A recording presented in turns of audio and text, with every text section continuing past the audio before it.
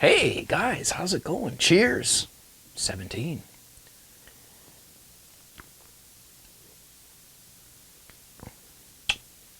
Oh boy. Okay. What did we do last week? And thanks for stopping by and coming back and watching this episode of Homebrew Weekly. Last week we made this. We're going to get right into this, and then we're going to talk about something else in just a minute. This is wine kit. And if you didn't watch it last week, we actually ended up brewing. Make sure this is on properly. It's the microphone. We brewed this last week. Mixed it together, whatever the term is. It was a wine kit that was sent in. Very basic. Was some wine must, or juice, concentrated wine juice, and some bentonite and water, which I added. And yeast. Of course, we've got some other things here that have to be added, but not just yet. The thing that has to be done now is we have to siphon or rack this wine into a carboy. This is not a very exciting procedure, but since I've hardly ever done it, if ever, I may have done it many years ago, let's give it a whirl. So first thing I'll do is take off the heat belt. I do have heat belts running down here in the dungeon because it's relatively cold down here most of the time, so depending on the yeast. Okay, and I have a glass carboy. I do use the glass ones. I could actually get plastic ones, I suppose, but these aren't too bad. I also have, and I haven't shown these for a while, but I'll just show this one here. I've got another carboy up here. Whoops, goodness gracious. There you go. We're not going to edit that out. Jeez. Put that back up there. Okay. This is from, I think it's carboy.net. I'll put the link at the bottom of the screen.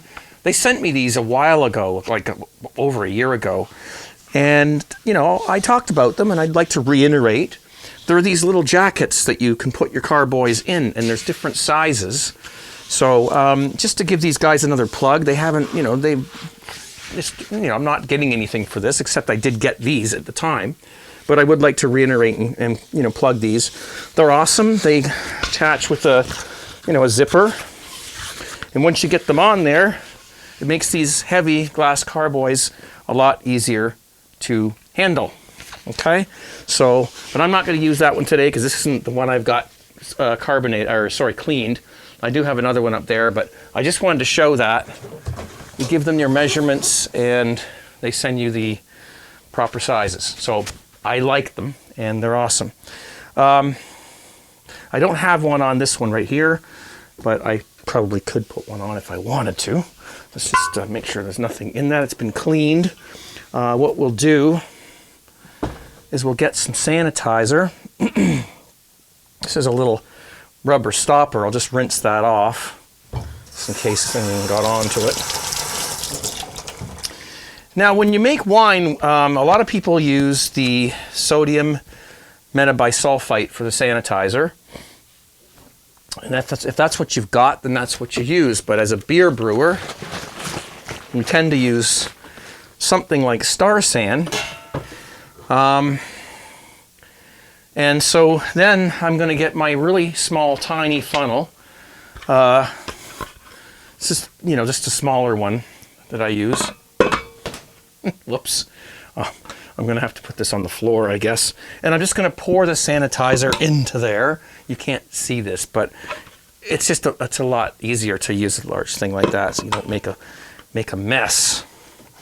So I don't have a cameraman today, so you can't see it, but I'll just pour that. You can hear that going in there.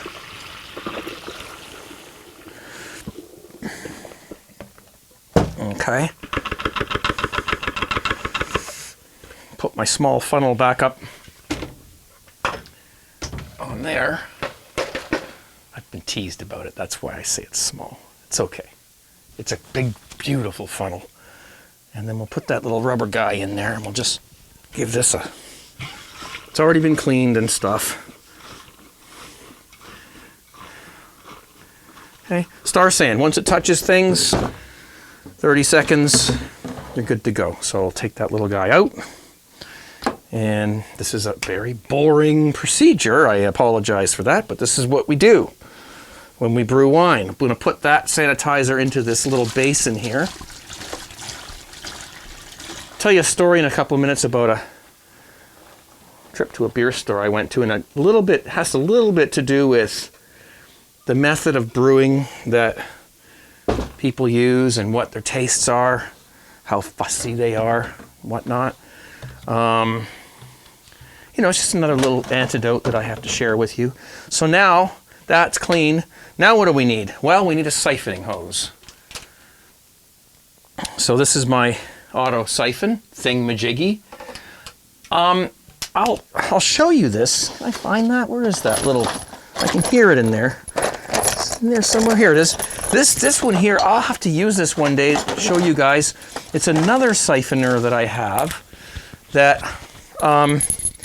it's a little copper thing. There's a little glass sort of ball in there that shakes. And what you do is you attach it onto the end of one of these larger hoses. You know, you get it on there or whatever, right?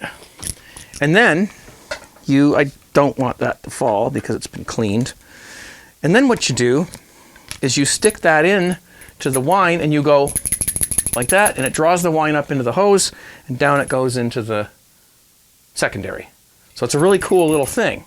Well, I don't use it because, well, you have to hang on to it while it's siphoning, and well, I don't want to do that today. So we're using the old traditional auto siphon, which I need to sanitize. So how do we do that? We'll just hang that back there for a sec. And put the star sand on here. And then the second part here.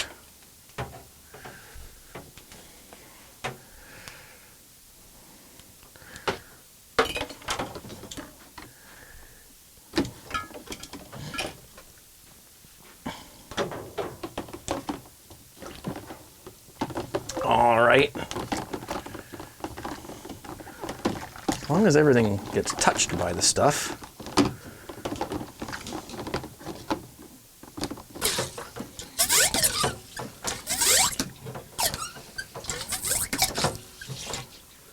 All right, so we got that. Now before we actually do that, I do want to do a hydrometer test. So this is, guys, I've been on YouTube for 11 years. I can't believe I'm doing this simple procedure. But this is what you do. We're following it through. This has been cleaned. We'll take some wine out of here. You know, these wine kits are all, some of them are cheaper than others. And I guess it's kind of interesting to figure out whether there's actually a difference between the more expensive ones and the cheaper ones. I personally don't, you know, I'm not a huge wine, you know, connoisseur.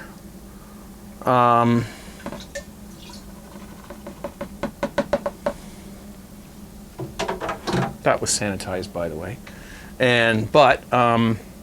Oh God, yeah, look at this. It's way down. It's down by like 0.002, 0.004. So it's down below 1. And so therefore the wine is more than ready to transfer over. You can taste it. It's not going to be great, but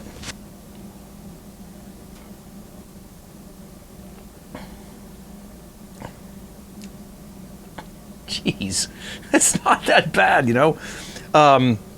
It's slightly carbonated because it's full of CO2 because it's been fermenting. As a comparison, I have a bottle here of a previous batch of wine that I made that was sent in. The kit was sent. And this is actually something that's been sitting for about a month now, and I forgot all about it, and it's just been sitting on my bench. A little bit left in the bottom here. Not refrigerated. And I'm curious to see if it survived just sitting there by itself. So we'll give this a whirl. We're double-fisted again. Jeez. Okay. Cheers. It's okay.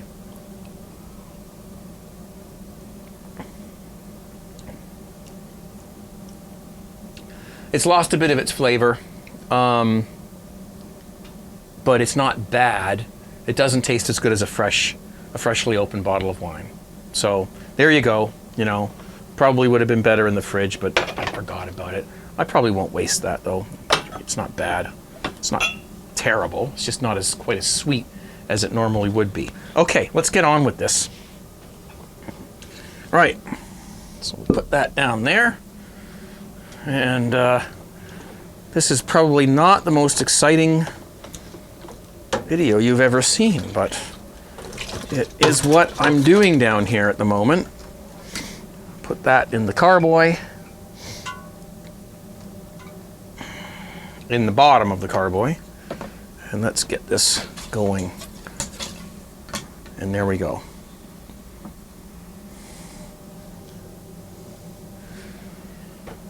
Bob's your uncle. I know you can't see that, but it's going in there. So there you have it. I'll go back to the beer for just a moment.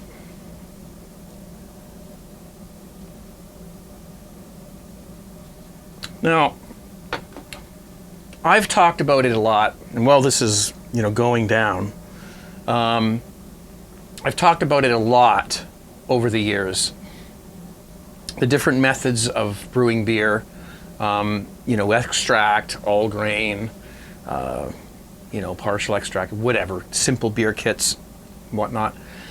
And, you know, people have different opinions on these things. And what it really boils down to is the taste and what you think it tastes like. Now, I went to the beer store about a week ago to buy some cheap beer because I ran out of homebrew. And a guy walked in there and he ordered, because in Canada, if you don't live in Canada, you don't understand how it works. You don't just walk into a Walmart and buy beer. You know, you have to go to a place and ask for it. And they go in the back and they grab it and they bring it out. Then you pay for it. That's how it works. So he asked for Labatt's Blue Ice. Now, this is a commercial, excuse me, carbonated. It's a commercial run-of-the-mill beer. Not the greatest beer. It's not a craft beer of any sort. It's just a Coors Light, Coors, you know, Budweiser, Milwaukee, Labatt's, you know, they're all kind of the same. And he ordered, you know, a pack of you know, Labatt's Blue Ice, and they didn't have any. And so what did he do?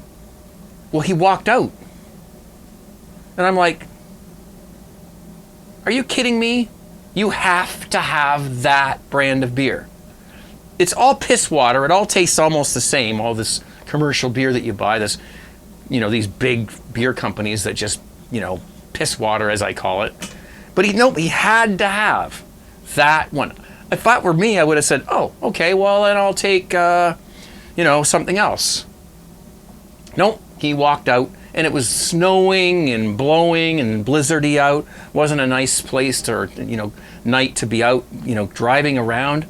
But he had to have that particular brand of beer. So, you know, if somebody is that fussy about their beer, then, well, you're going to complain about a lot of aspects of home brewing. If you happen to be a home brewer, you say, no, I don't like that. No, I don't like that. No, I won't do that. No, I'll never do this.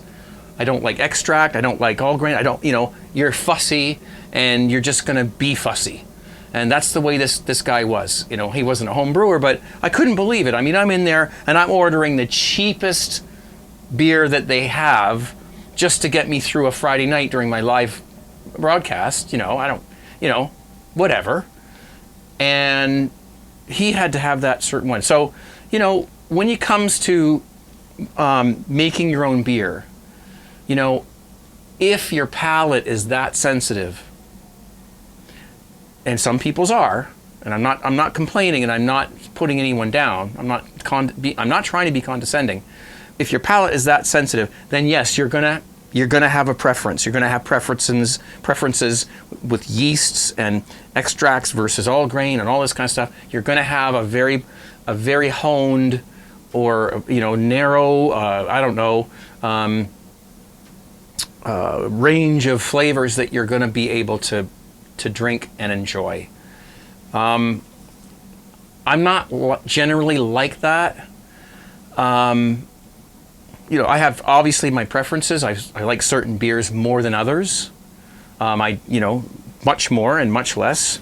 But generally, I can tolerate most beers, depending on the occasion and what I'm trying to do. If I'm trying to sit and enjoy a craft beer, a good home brew, and I want to taste it and be absolutely amazed with the flavor and whatnot, then of course I'm going to want something that's of high quality. But if I'm just sitting around broadcasting or just working on a video or something like that, maybe I don't care. And if it's just a beer that tastes okay and it's palatable, I'm fine with it. So that's just something I thought about when this guy, he walked out because he couldn't buy shitty beer. He could have bought another shitty beer, but no, he had to have that particular brand. No, the Blatz Blue is not a bad, horrible beer, but it certainly isn't something that you would walk in and if you can't get it, you would leave and drive halfway across town to go and find it somewhere else. I didn't understand that. So that's a story, that I wanted to share with you in sort of connection with methods of brewing and how people weigh in on the flavors and how much they can tolerate, different types of beers, different types of brewing. And how fussy are you? I'd like to hear your comments down below. Do you have to have a certain thing? Does it have to be an amazing, outstanding beer? Or can you just tolerate, a beer? It's a beer, right? There's shitty beer, there's good beer, and there's everything in between. I said shitty, sorry, I have to bleep that out. YouTube they don't like that these days. So, just let me know what you think down below. Now, this is getting low, so what I'm going to do is grab my piece of styrofoam that I've been using for I don't know how many years and just lean that up like that. Okay. It'll get most of the wine out of the bottom, but it'll leave behind the sediment. Now, this is a bit of a boring procedure, but don't worry, because next video I make within the next couple of days, I'm going to actually brew something for you, and it's not going to be a homebrew weekly. It's going to be an actual brew video. Not complicated. I did receive a package quite a while ago, and I apologize to Tyrone for taking so long to get around to this. And of course, the beer is, it's not the right time of year to brew it, but again, I'm not a big fusspot about that. Tyrone sent me 2 beer kits, actually, and one of them, we're going to do them both, but one of them is a what's it called? A Half Moon Pumpkin Ale. Now, I've had these in the refrigerator, all these ingredients, so that they kept, so it took me this long to get around to this for reasons I won't get into. And so this has, there's what's in here, which I'll show you. I showed this before, but it's been a while. We've got instructions, and we've got, organic pumpkin puree. Hear that? It's finished, see? Pumpkin something or other in there. That smells good. We've got powders and things. That smells a bit like cinnamon. I'm not sure. I'll go through all of this when we actually do this in a few days. We've got some muslin bags for the, the hops and whatnot and the grains. We've got yeast. We've got hops. All this stuff is in here. We've got some grains here as well. They smell awesome. I did have these in the refrigerator. They're pre-ground. They're fine. Do not worry. I've used pre-ground grains that have been sitting around for a while. They're fine. So that is what we're going to do in a couple of days. I'm going to film it on Sunday.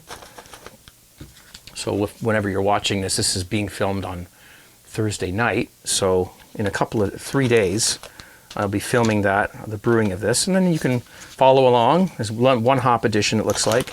So it's going to be a pretty, a festive kind of a beer, more for Halloween, kind of fall.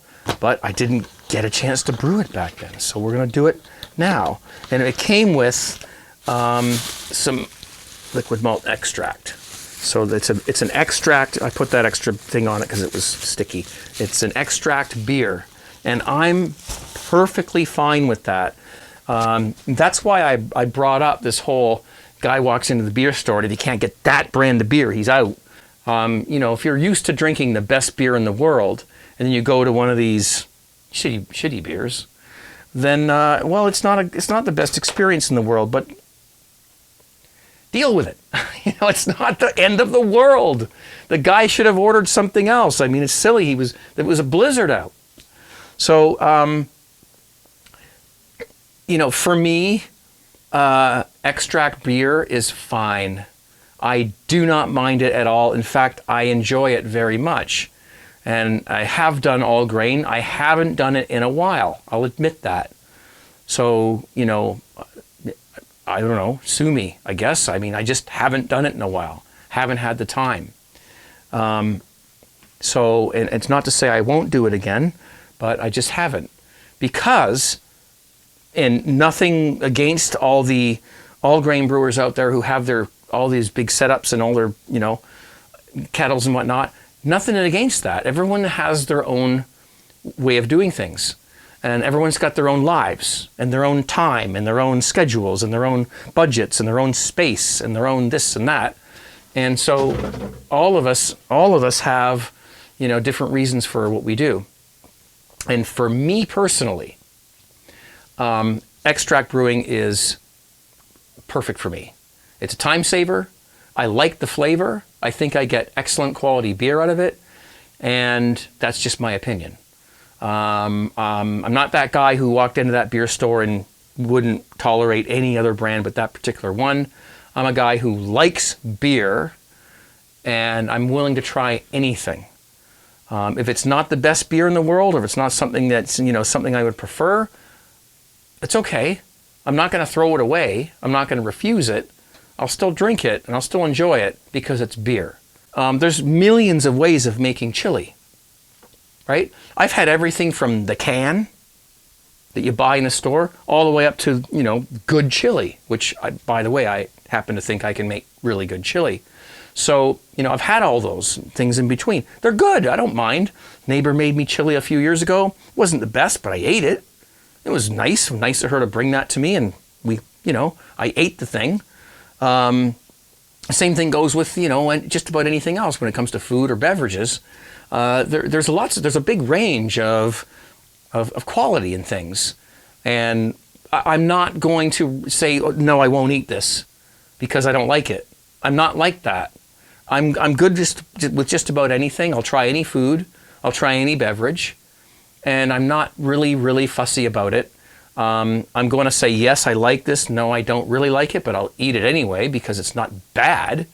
It doesn't taste like, caca, whatever caca is, but it's just not something that I would normally go after.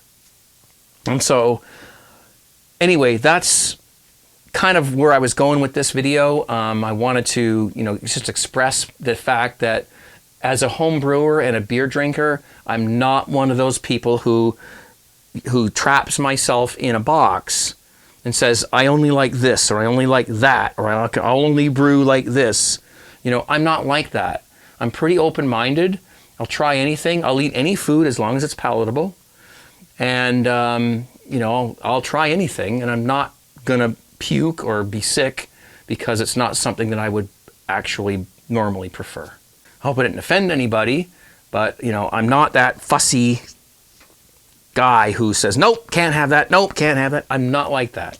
And I think any of you guys who have been watching me over any period of time, you know that about me, that I'm a pretty open-minded person, and I don't I don't trap myself into boxes where I can't do this or I can't do that because I don't like it.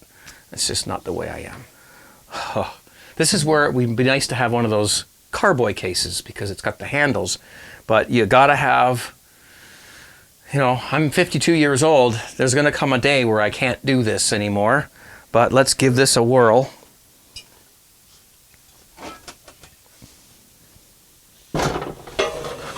There we go. There.